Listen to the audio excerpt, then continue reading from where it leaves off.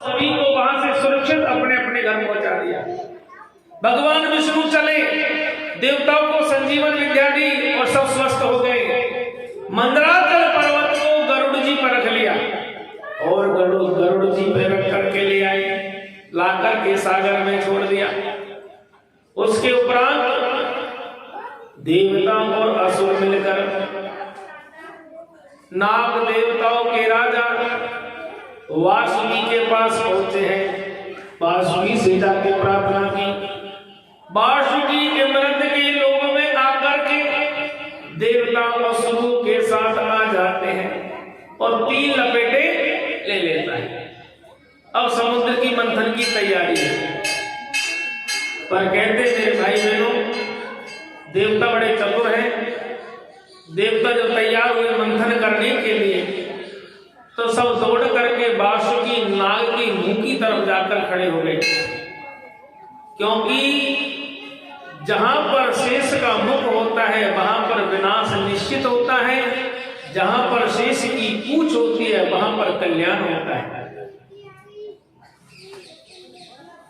आज जब देवता सब मिलकर के वासुकी नाग की मुंह की तरफ जाकर के खड़े हो गए तो महाराज राजा बलि ने कहा, अरे इंद्र, आपको पता है हम देवलोक के राजा हैं, हम देवलोक के राजा हैं और हम इसे वासुकी नाग की पूंछ को पकड़ेंगे?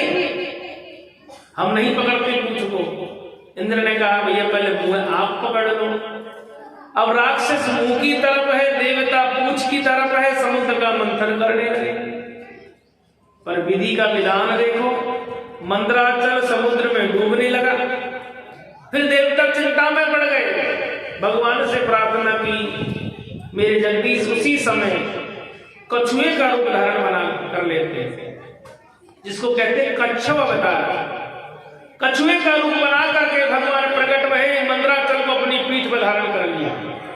अब समुद्र का मंथन हो रहा है। सर्वप्रथम समुद्र से महाप्रलयकालीन हलाहल विष प्रकट हुआ। उस जहर को, उस विष को देखकर राक्षस भाग गए। अब क्या करें? जहर का भरा हुआ कलश, धुआं निकल रही है, पूरा आकाश काला पड़ गया। देवता चिंतित है, करे तो क्या करें? ब्रह्मा जी बोले, भोलेनाथ को याद करो, वही लगाएगा नैया पार। सब देवता मिलकर भोलेनाथ की स्तुति करने लगे। जब स्तुति की तो भगवान भोलेनाथ प्रकट हो गए। देवी देव महादेव भूतात्मन भूत भावन पाहिनम शरणापन्नम इष्टलोक देनाम विशाख। इतने में भोलेनाथ ने जहर से भरा हुआ कलश हाथ में ले लिया। तब निधि कर तल पर उठा, किया हलाहल पान। उसी काल शंकर हुए नीलकंठ भगवान। बोलो नीलकंठ भगवान की जय हो। उस जहर को भोलेनाथ ने अपने कंठ में धारण कर लिया। फिर समुद्र का मंथन होने लगा। इस बार कामधेनु गैया प्रकट हुई, ऋषि मुनियों को दे दी गई। उच्च श्रवा नाम का घोड़ा हुआ, वो राजा बलि ने ले लिया। फिर ऐरावत हाथी प्रकट हुआ, उसको इंद्र ने ले लिया। कौस्तुभ मणि प्रकट हुई, उसको कोई लेने को तैयार नहीं हुआ, उसको एक स्थान पर रख दिया। कल्प वृक्ष प्रकट हुआ, उसको देवलोक में स्थान दे दिया। अप्सराएं प्रकट हुई, उसको देवलोक में भेज दिया। 8वीं बार माता लक्ष्मी स्वयं रमा बन के प्रकट हुई है। अब लक्ष्मी को देख करके सभी देवता, सभी राक्षस लक्ष्मी को अपना पत्नी मानने को तैयार हो गए।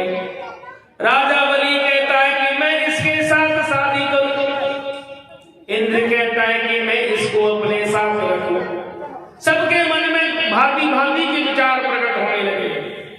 इतने में गुरु बृहस्पति जी ने कहा है, हे देवताओं, हे असुरों, इस माया के अधीन होकर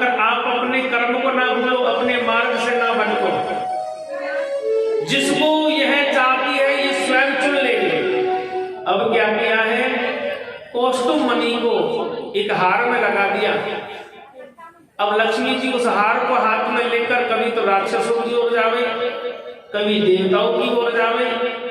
आखिरकार सबकी ओर देखते देखते लक्ष्मी जी भगवान को याद करने लगी, हे जगदीश, मैं तो आपके लिए ही प्रकट हुई हूँ।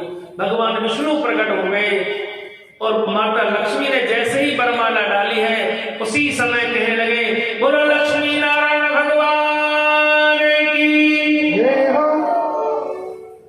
अब हे मेरे भाई बहनों, फिर लग गए समुद्र का मंथन करने के लिए।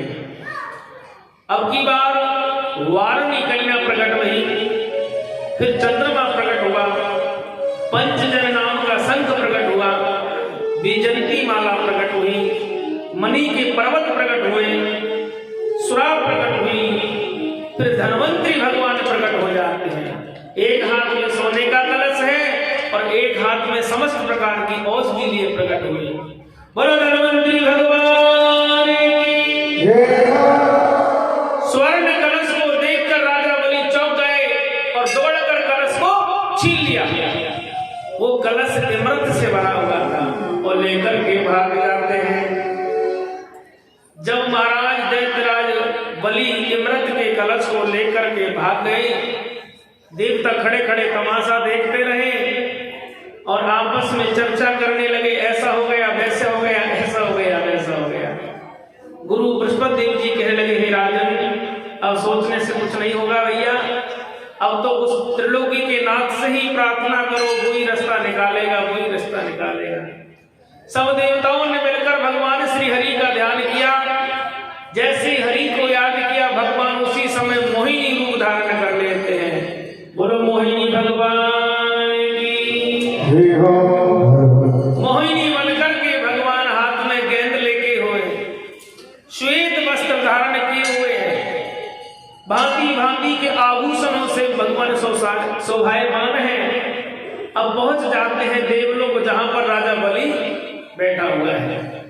वहां देखा जितने भी असुर थे सब शराब पीकर मदमस्त हो रहे हैं, नशे में झूम रहे हैं। शराब मानी होती है शराब।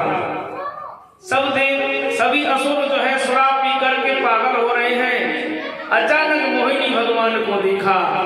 अब मोहिनी भगवान तो भैया लीला के अवतार है, माया के अवतार है। मोहिनी भगवान राक्षसों को देखकर नाचने लगे थे। जब प्रभु नचने लगे तो देवता क्या कहने लगे, अरे नटे वरे नाग रे नंदा बजरे मने गोविंदा, वरे नाग रे नंदा बजरे मने गोविंदा, नटे वरे नाग रे नंदा बजरे मने गोविंदा, नटे वरे नाग रे नंदा बजरे मने गोविंदा।